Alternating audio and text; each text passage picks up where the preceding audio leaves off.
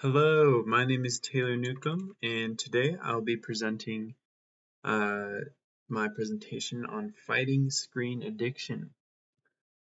Uh, Thank you for your time, and I hope you enjoy. So screen addiction can be one of the most dangerous problems in our modern society today. Our phones and entertainment systems have dominated our attention for years, and this causes some really terrible side effects that can hurt our bodies and minds. In this video, I will explain the reasons, statistics, and techniques for fighting screen addiction, as well as propose some changes to the popular app Instagram that would make it less addictive. So firstly, we're going to look at why are we addicted in the first place. So from a human perspective, being on the internet can satiate our desires for a need for connections with other people and our longing for satisfaction. This in turn releases dopamine in our brains, which over time can cause our brain to form neurological connections, which are similar in nature to those found in people addicted to painkillers like oxytocin. This makes us want to use our screens more and more, causing us to spiral into a screen addiction.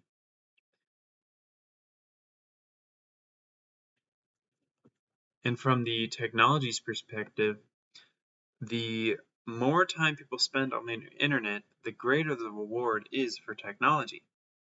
Because where people spend their time is where they spend their money and resources. So the greater the technology is at addicting its users, the greater reward it will get. This has caused some applications to implement things like an endless amount of consumable media, personally made algorithms, and giving out rewards.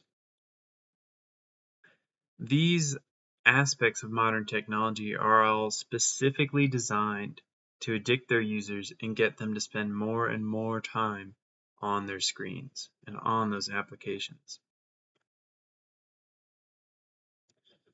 So, let's look at the numbers.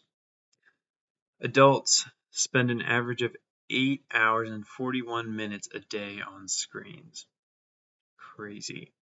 Children spend an average of 6.5 hours a day on screens. The average user logs 2.15 hours a day on social media alone. 2.15 hours. The average user checks their smartphone every 12 minutes. 65% of those aged under 35 look at their phone within 5 minutes of waking up. 52% of school-age students said social media makes them feel less confident. One study published by the Journal of Behavioral Addictions also found that when problem solving, taking a break to look at your phone can make you take 19% longer and 22% less effective. 95% of adults in the US study admitted to using some type of screen in the hour leading up to bed. This is bad because artificial blue light emitting from screens increase alertness and suppress the hormone melatonin up to 22%, which negatively impacts sleep. Also, 60% of US college students consider themselves to have a smartphone addiction. They admitted to having a smartphone addiction, 60%. And trust me, those statistics do not surprise me, honestly. So next I'll be talking about some techniques to help combat screen addiction. The last one is one that I personally use and would definitely recommend anyone to implement in their lives. Really easy too. So first, setting screen time limits. This is a rule that allows you to use technology for a set amount of time outside of schoolwork related activities. If you can set a strict screen time limit, then that forces you to stop and change your habits towards something productive. Next, we'll look at some stuff you can do with that extra time from your screen time limits. You can focus on creative hobbies. Finding something you enjoy that allows you to use the creative side of your brain is amazing and can help you use your free time on something better than watching a screen. Some of these look like painting, clay molding, cooking, woodworking. There's so many creative activities you can do outside of just looking at a screen. It's really important too, if you can find one of those that you really enjoy. The next is physical activity. There are many studies behind the benefits of physical activity, and one of those benefits is that it makes you spend less time on your screen. When you engage in physical activity, you get better sleep. You don't want to be on your screen as much. You feel happier. I mean, there are so many benefits to physical activity. I would definitely, if you're struggling with your screen time, definitely look into physical activity. And also, one of my personal favorites, it's a really simple, easy rule that I implement every day. And this is to avoid looking at your device 1 hour before bed and 1 hour after you wake up from bed. This is an effective technique because when you stop looking at your screen an hour before bed, you avoid the blue light reduction on your sleep. This will greatly improve your sleep if you struggle with getting to bed or waking up at night. I would definitely advise doing this. And also, staying away from your screen an hour after you wake up allows your brain to think and plan out the day without getting swept in to the media of the day or what's going on social media and everything. That's one that I would definitely recommend that everyone do.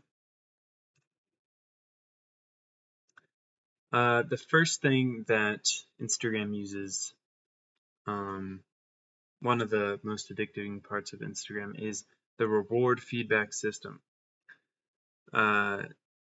Sends users notifications every time someone interacts with them through the app. This will send them notifications for every little like, comment, request, or message. And it taps into the reward center in the brain.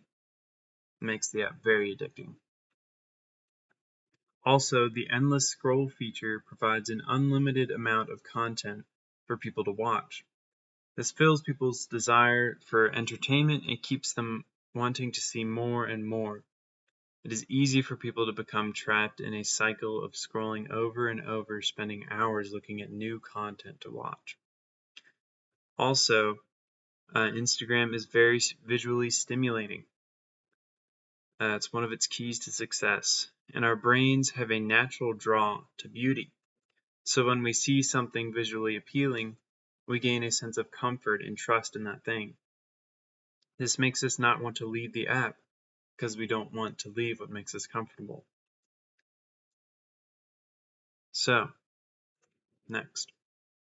So, if I were to design Instagram or work on it, change it, first I will minimize the amount of notifications the user is sent. I believe the user should only be sent message notifications and nothing else. There will still be a notification center in the app the user can access, but the notifications won't be sent out. So things like likes, comments, all of that you can still see in the app, but they won't be sent to your phone. This will vastly decrease the rewards-based system and thus decrease the amount of time people spend on the app and, wanting to see the app, That's great. Second, I will no longer make the scroll endless. Each segment on the Explore page will be limited to 50 reels.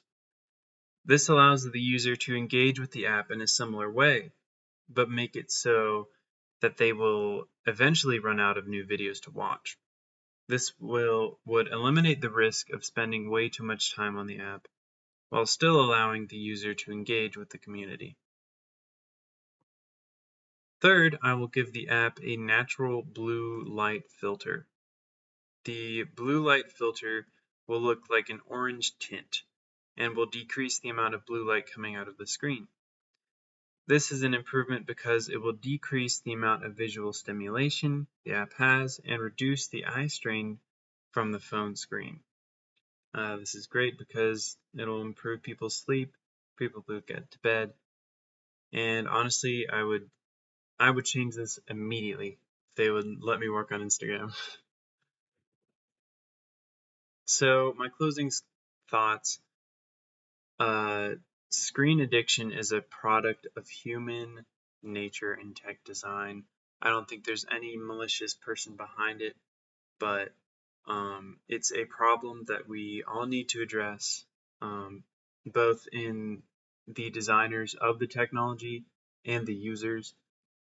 We both need to find better ways to engage with technology, and changing an app like Instagram would be an easy fix.